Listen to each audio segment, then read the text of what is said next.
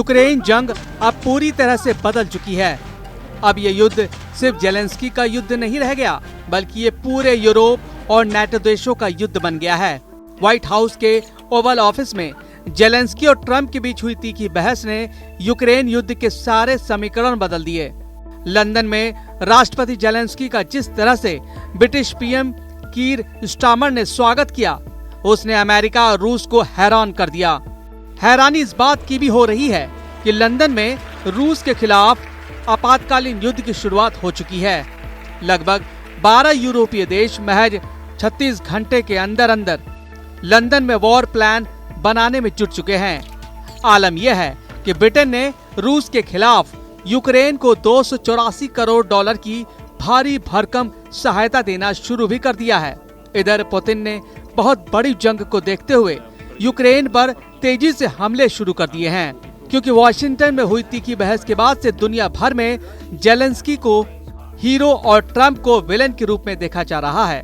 लेकिन बीच रूस ने यूक्रेन के बहुत बड़े इलाके पर हमले बेहद तेज कर दिए हैं, ताकि नाटो के हमले से पहले यूक्रेन के बड़े इलाके पर रूस का पूरी तरह से कब्जा हो जाए।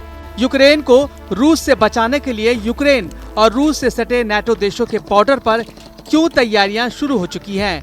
खुफिया खबरों में दावा किया गया है कि नाटो देश पोलैंड, एस्टोनिया, लातविया और लिथुआनिया की तरफ से रूस पर हमले की तैयारियां शुरू हो चुकी है।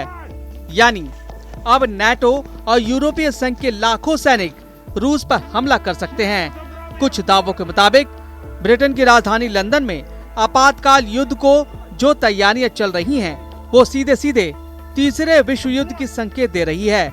जरा देखिए, लंदन में यूक्रेन के राष्ट्रपति जेलेंस्की के सामने कौन कौन से यूरोपीय देश रूस से सीधी जंग को तैयार हो रहे हैं। ब्रिटेन के लंदन में रूस के खिलाफ बड़े जंग को देखते हुए नाटो और यूरोपीय यूनियन के देशों की मीटिंग हुई। हैरानी की बात तो ये रही कि राष्ट्रपति जेलेंस्की का यूक्रेन ना तो नाटो का सदस्य है और न ही यूरोपियन यूनियन का, लेकिन उसके बावजूद ब्रिटेन ने जेलेंस्की को मीटिंग में शामिल किया।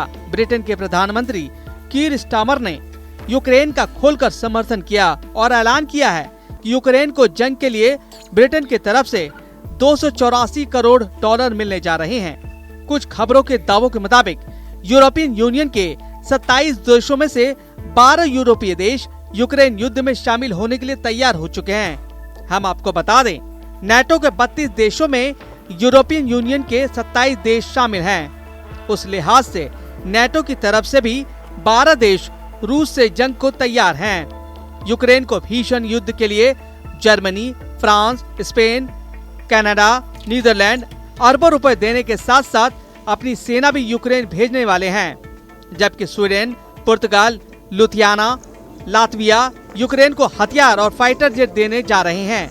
वहीं Norway, Ireland, Finland, Denmark, Austria, Moldova, Romania, Slovakia, Hungary, Poland अपनी सेना, पैसा और हथियार तीनों से मदद को तैयार हैं। पोलैंड ने तो नाटो और यूरोपियन यूनियन की तरफ से रूस के खिलाफ खुलकर जंग करने का ऐलान भी कर दिया है। इन हालातों को देखकर साफ कहा जा सकता है कि यूक्रेन और यूरोप किसी भी कीमत पर युद्ध रोकना नहीं चाहते और न ही पुतिन के साथ युद्ध विराम को तैयार हैं। जानकारों का दावा है कि यूरोप और अमेरिका को छोड़कर नाटो देशों को लगता है कि अगर रूस ने यूक्रेन को जंग में हरा दिया तो फिर पुतिन यूरोप को भी रौंद डालेंगे। हालांकि राष्ट्रपति ट्रंप का साफ कहना है कि ऐसा संभव नहीं है। इसलिए जब राष्ट्रपति जेलेंस्की के साथ राष्ट्रपति ट्रंप की तीखी बहस हो रही थी, उस वक्त ट्रंप ने जेलेंस्की पर गुस्सा दिखाते हुए कहा था कि जेलेंस्की यूरोपीय देशों के साथ मिलकर तीसरे विश्व युद्ध का जुआ खेल रहे हैं। जेलेंस्की दुनिया को थर्ड वर्ल्ड वॉर में झोंकने की तैयारी कर रहे हैं।